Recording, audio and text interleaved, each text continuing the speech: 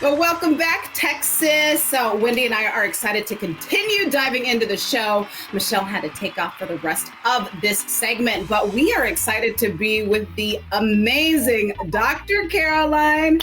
Welcome to the show, girlfriend. Hi, thank you for having me. Hi, Dr. Caroline. So good to have you here with us today and share with us all good things. And first, let's start by talking about how long you have been doing this work and what inspired you to be a coach. Yeah, that's a great question. So I actually started in psychology. That was my original field, marriage and family therapy I specialized in, and absolutely loved it. But when I look back to like early childhood, I've always had a coach. I was always very involved in sports, soccer, especially cheerleading and gymnastics. And I actually coached starting at 14 years old.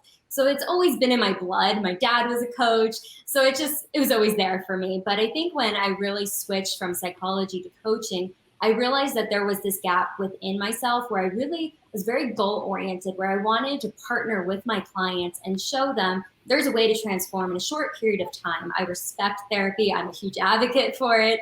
And I know you've already heard from amazing therapists, but I do think for me as a coach, it's just really important that I get that opportunity to really guide them and make sure that they are transforming, unlocking the blocks, finding the gaps, and just going full force forward so they can really achieve what they're setting out to achieve in their life. Now, Dr. Caroline, talk about your 4 pillars. A lot of, companies should or do share the pillars of success that they stand on, but I love yours. Would you mind sharing with our audience a little bit about what that looks like in your world? Yes. So I actually divided my 4 pillars based off my personal experience and my clinical experience. I was seeing where there was common threads of what was happening in patterns. And the first one is work-life integration. So looking at that as, I used to say work-life balance, but I feel like it has completely shifted for me personally. Because if you look at it, life, it's not always perfectly balanced. There's going to be, life happens. And I'm sure everyone can attest to that.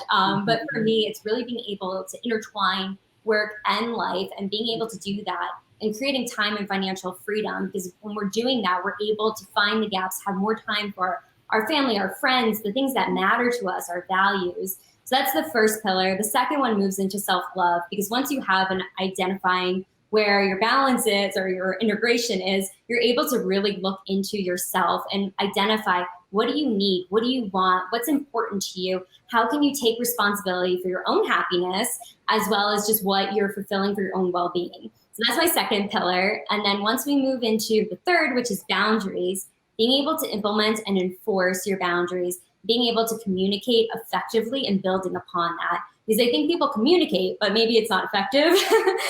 Maybe you're missing the boat a little bit, but maybe being able to define little tweaks that you can do with your tone and how you show up and what you say, how you say it, can make all the difference. So that's a third pillar. And then moving into the fourth is emotional balance within our relationships. So I really pull from my psychology background with this one, but it's being able to, who do you feel energized around? Who drains you? Who, when you're able to communicate, how are you able to focus on what matters in your life and being able to understand what you can control and what you can't control? Amen. So good, Dr. Caroline. I really want you all to check her out. She has such good information. And the only thing that I want to add to that is you have the power and the right to change your mind.